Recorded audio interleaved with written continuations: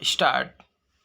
दंड प्रक्रिया संहिता 1973 धारा 357 7 सपठित उच्च न्यायालय निर्णय पद्धति संबंधी नियमों का नियम 2 न्यायालय के बैठने का समय यदि कार्य अधिक होने के कारण न्यायालय देर तक बैठक करता है तो विलंब के कारण निर्णय अवैध नहीं माना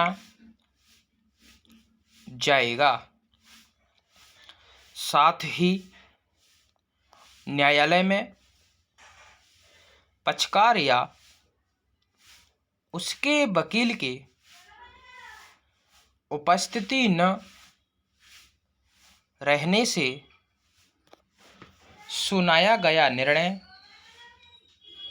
अवैध नहीं हो जाएगा। पूर्णविराम। पैरास्टार्ट। प्रस्तुत मामले में मृतक और अपीलार्थी संख्या 1 के बीच राजनीतिक विरोध था जिसने शत्रुता का रूप ले लिया। पूर्णविराम।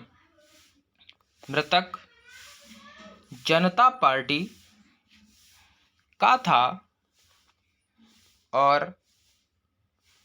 अपीलार्थी कांग्रेस पार्टी के समर्थक थे। पूर्णविराम।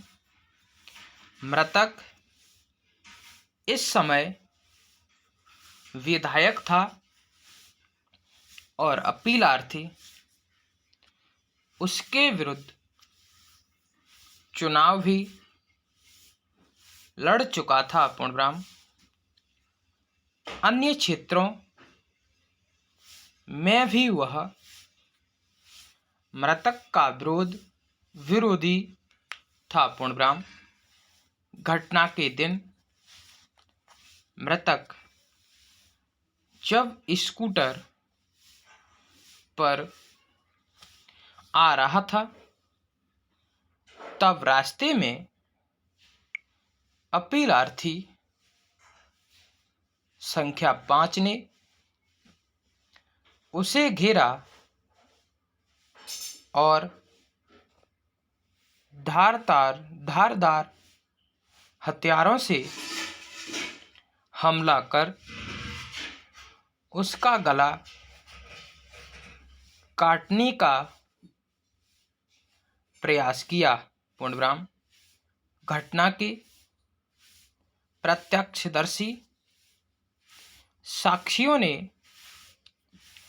इसे अपने साक्ष्य द्वारा पुष्ट किया है। पूर्णविराम। विद्वान सेशन न्यायाधीश ने घटना में अभियुक्तों द्वारा निभाई गई भूमिका उनके हथियारों आदि के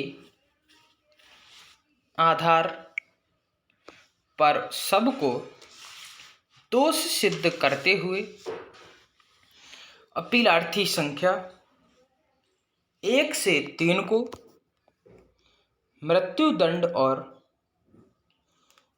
अपीलार्थी संख्या 4 और 5 को आजीवन कारावास दिया। पूर्णविराम। उसके विरुद्ध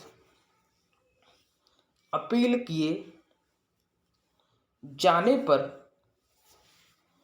अपीलार्थी संख्या 4 और 5 को दोष मुक्त करते हुए और अपीलार्थी संख्या 1 से 3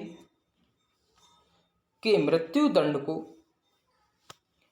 आजीवन कारावास में परिवर्तित करते हुए पैरास्टार्ट अभियोजन साक्षी विचारण न्यायालय के समक्ष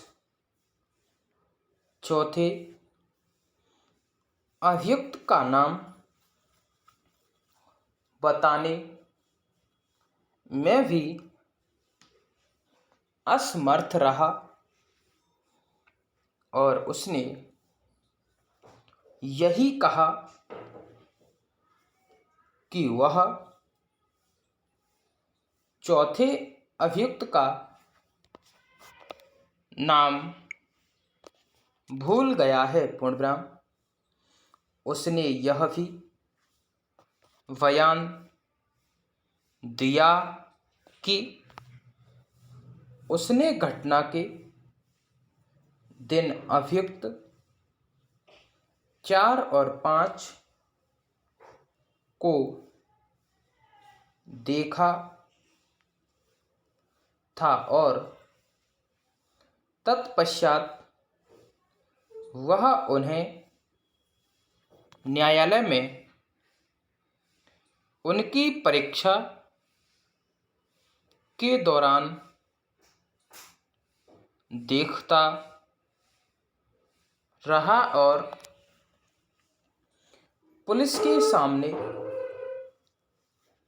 उसने उनकी पहचान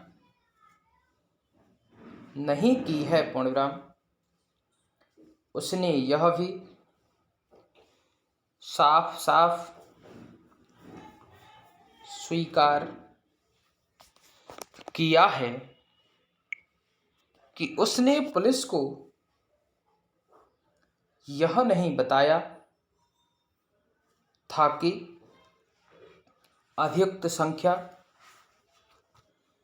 4 और 5 ने एक दूसरे का मजबूती से हाथ पकड़ लिया और मृतक के रास्ते में रुकावट डाली। पूर्णविराम। यद्यपि ऐसा बयान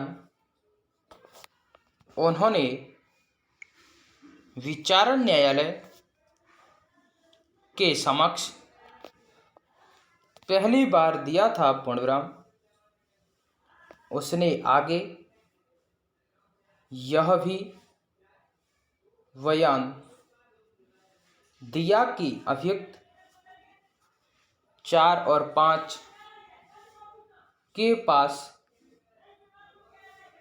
कोई हथियार नहीं थे। पूर्णविराम। अभियुक्त संख्या 4 और 5 को अन्य अभियुक्तों के साथ शामिल होने और मृतक पर हमला करने का कोई हेतु नहीं है। पूर्णविराम। इसलिए